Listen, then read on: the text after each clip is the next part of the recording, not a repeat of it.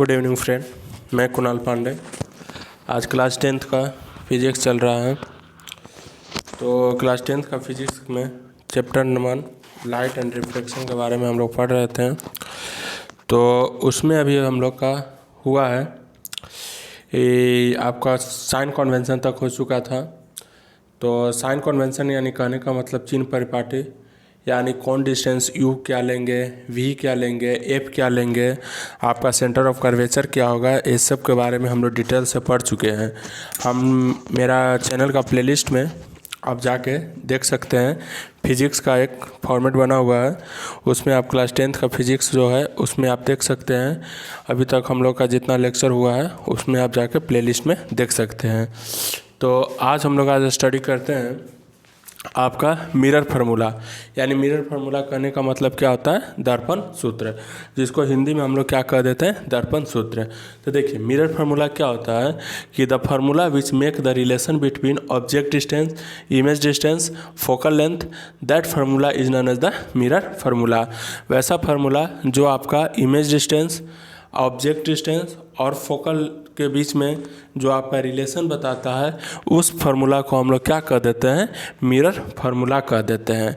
अब सवाल उठेगा कि आपका मिरर फार्मूला होता क्या है। तो मिरर फार्मूला आपका होता है, ये आपका इक्वेशन को याद रखना है, यानी 1/v + 1/u = 1/f। तो ये जो आपका रिलेशन है, इसी रिलेशन को हम लोग क्या कह देते हैं, मिरर फार्मूला कह देते हैं। तो इस मिरर फार्मूला को आपको कॉन्सेप्ट में रखना है कि 1/v + 1/u = 1/f। और जो v होता है कब पॉजिटिव होगा कब निगेटिव होगा, इसके लिए आपको क्या करना होगा, साइन कन्वेंशन को ध्यान में रखना होगा। और साइन कन्वेंशन के लिए आपको पिछले लेक्चर को स्टडी करना होगा।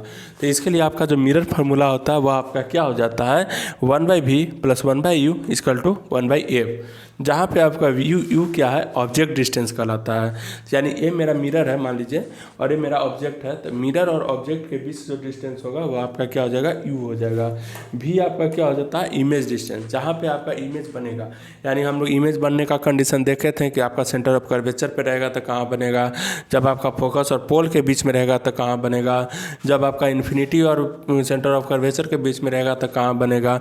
टोटल हम लोग 6 कंडीशन देखे थे आपका कॉनकेव मिरर में, और 2 को कंडीशन आपका देखे थे कॉन्वेक्स मिरर में। तो ये तो आपका इमेज फॉर्मेशन का कॉन्सेप्ट है। इमेज फॉर्मेशन का कॉन्सेप्ट भी हम लोग का लेक्चर में दिया हुआ है, वहाँ आपको डिटेल से मिल जाएगा। तो यहाँ जो आपका v है वह आपका इमेज डिस्टेंस होता है, और जो आपका f है वह आपका क्या हो जाता है, फोकल डिस्टेंस हो जाता है। तो हम लोग अब प्रूव करते हैं मिरर फार्मूला जो आपका 1/v + 1/u = 1/f है, इसको अब हम लोग प्रूव करने का कोशिश करते हैं। तो सबसे पहले हम लोग किस में करेंगे, कॉनकेव मिरर में करेंगे। तो कॉनकेव मिरर क्या होता है वो हम लोग समझ चुके हैं कि कॉनकेव मिरर होता क्या है। तो देखिए कॉनकेव मिरर कहने का मतलब क्या होता है कि assume m is a concave mirror. Assume करेंगे कि m और m' एक क्या है, कॉनकेव मिरर है। यानी m और m' मेरा एक क्या है, कॉनकेव मिरर है। At the principal axis of concave mirror object AB is happen between the infinity and centre of curvature. तो कहने का मतलब क्या है कि मेरा जो कॉनकेव मिरर है वह मेरा m और m' एक कॉनकेव मिरर है।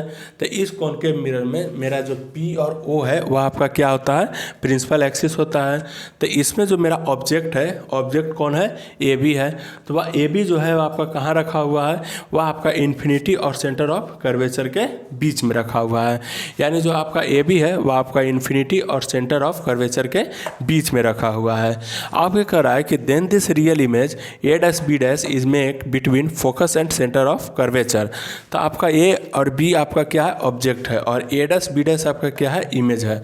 तो ये जो इमेज बन रहा है वो आपका कहाँ बन रहा है, सेंटर ऑफ कर्वेचर और पोल के फोकस के बीच में बन रहा है। जब आपका ऑब्जेक्ट कहाँ रहेगा, इन्फिनिटी और सेंटर ऑफ कर्वेचर के बीच में रहेगा। एक कॉन्सेप्ट हम लोग समझ चुके हैं।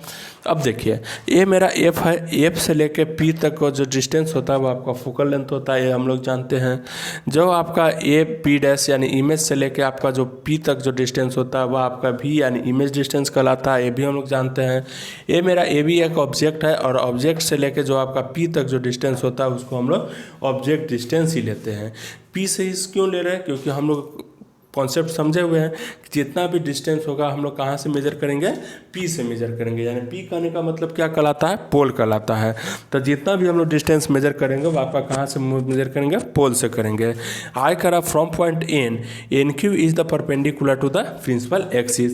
अब जो मेरा ये एन पॉइंट है, एन पॉइंट से एक परपेंडिकुलर डाल दिए जो आपका कौन है, एन क्यू है, और किस पे डाले, एक प्रिंसिपल एक्सिस, जो मेरा पी ओ एक प्रिंसिपल एक्सिस है उस पर हम लोग क्या किए, एन से एक परपेंडिकुलर डाल दिए। अब हम लोग आगे देखते हैं।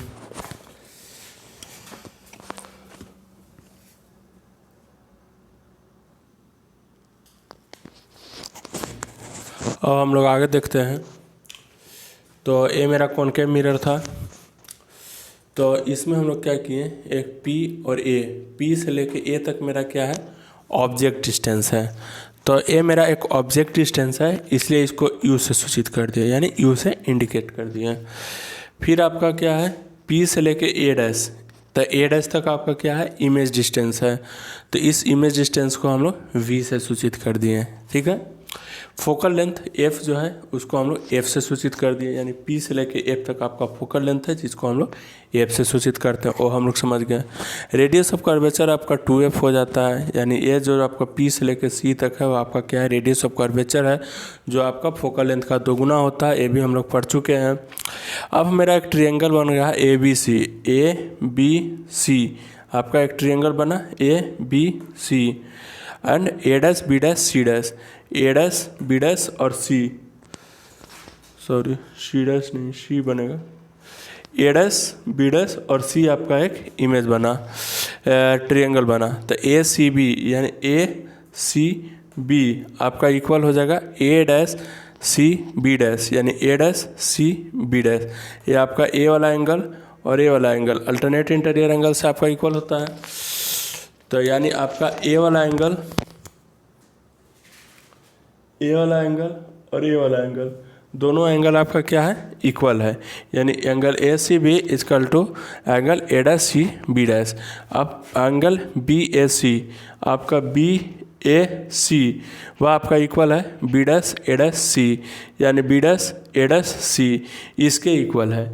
यानी कहने का मतलब है कि आपका BAC जो है आपका किसका इक्वल है, B dash A dash C के, यानी B dash A dash C, यानी आपका A वाला जो एंगल है आपका A वाला एंगल के इक्वल है,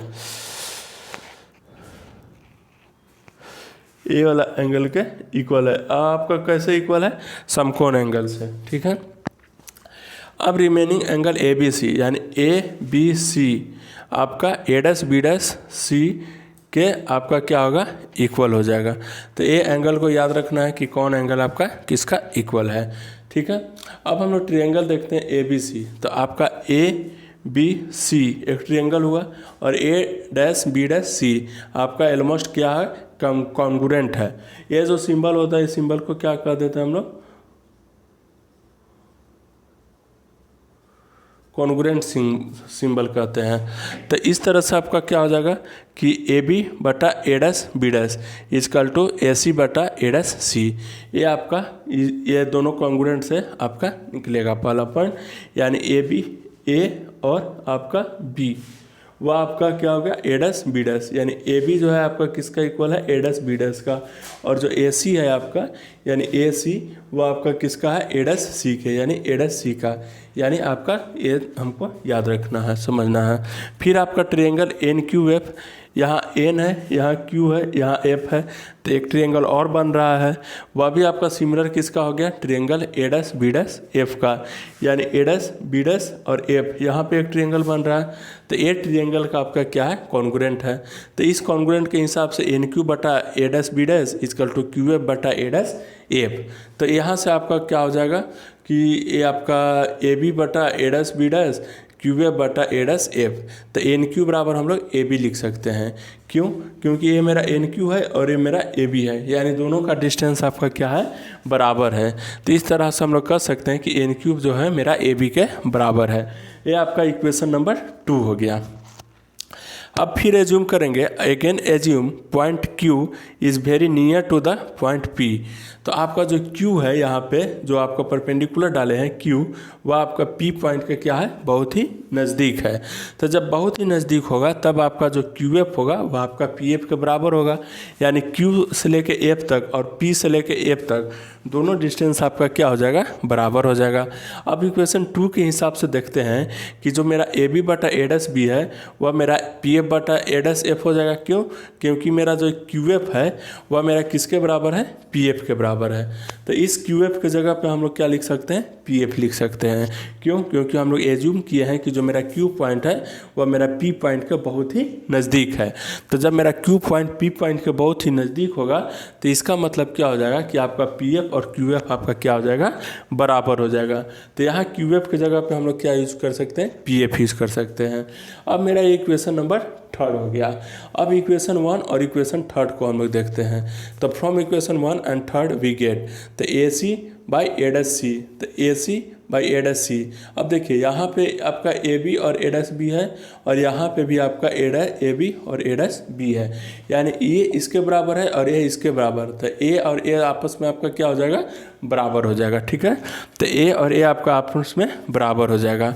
अब AC को हम लोग क्या लिख सकते हैं, AC को हम लोग P और A माइनस PC लिख सकते हैं। तो अगर ए पूरा डिस्टेंस में से A डिस्टेंस को माइनस कर देंगे तो हमको A डिस्टेंस मिल जाएगा। बात समझ में आ गया? यानी P से लेके A तक का डिस्टेंस और P से लेके C तक का डिस्टेंस, यानी P और A हम से माइनस कर देंगे आपका PC, तो हमको क्या डिस्टेंस मिल जाएगा, AC डिस्टेंस मिल जाएगा। उसी तरह मेरा A'C भी हम लोग को इस तरह से मिल जाएगा और फिर मेरा A'F मेरा इस तरह से मिल जाएगा और PF मेरा इस तरह से हो जाएगा। तो इस तरह से मेरा चौथा इक्वेशन बना। अब हम लोग आगे देखते हैं।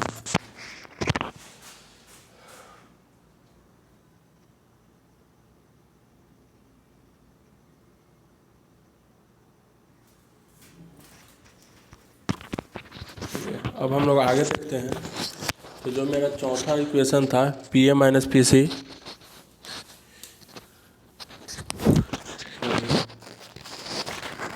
जो मेरा चौथा इक्वेशन था PA माइनस PC बटा PC minus PA' equal to PF by PA' minus PF, ये मेरा चौथा इक्वेशन था। अब क्या करेंगे कि साइन कन्वेंशन को यूज़ करते हुए लिखेंगे। तो PA मेरा क्या था, ऑब्जेक्ट डिस्टेंस था, इसलिए आपका माइनस U हो गया। PC आपका क्या था, फोकल लेंथ का आपका दोगुना है। क्यों? क्योंकि आपका PC सेंटर ऑफ कर्वेचर है, तो सेंटर ऑफ कर्वेचर जो होता है आपका फोकल लेंथ का दुगुना होता है। और फोकल लेंथ आपका अगर ऑब्जेक्ट निगेटिव में है तो ये भी निगेटिव में हो जाएगा। इस तरह से PC भी आपका -2F हो गया, PA' तो आपका क्या हो गया, -B हो गया। तो ये आपका पूरा साइन कन्वेंशन के हिसाब से हो गया। फिर ए वाला आपका जो चीज़ है, ये वाला आपका यहाँ हो गया। फिर इसको हम लोग सॉल्व किए, फिर इसको भी सॉल्व किए, फिर इसको इधर इसको गुना किए, इसको गुना किए, तो आपका ए वाला इक्वेशन आ गया। अब क्या हुआ कि ए मेरा लेफ्ट साइड हो गया, ए मेरा राइट साइड हो गया। अब दोनों साइड को क्या कर दें, यू भी एफ से हम लोग क्या कर दें, डिवाइड कर दिए। तो अब इधर भी यू भी एफ से डिवाइड कर दिए, आपका इधर भी यू भी एफ से डिवाइड कर दिए। जब ऐसा डिवाइड कर दिए तो हम लोग का ये फार्मूला निकल गया। और इस फार्मूला को जब हम लोग फिर से रिन्यू किए तो आपका ये फार्मूला हो गया, जो आपका क्या होता है, मिरर फार्मूला होता है। और हम लोग एफ इक्वल टू जानते हैं r/2, तो एफ की जगह अगर r/2 पुट करेंगे तो 2/r हो जाएगा। यानी ये भी फार्मूला आपका इमेज फार्मूला में आ सकता है। तो हम लोग मिरर फार्मूला समझ चुके हैं आपका कॉनकेव मिरर में, और इसको प्रूफ भी कर चुके हैं कॉनकेव मिरर में कैसे प्रूफ किया जाता है।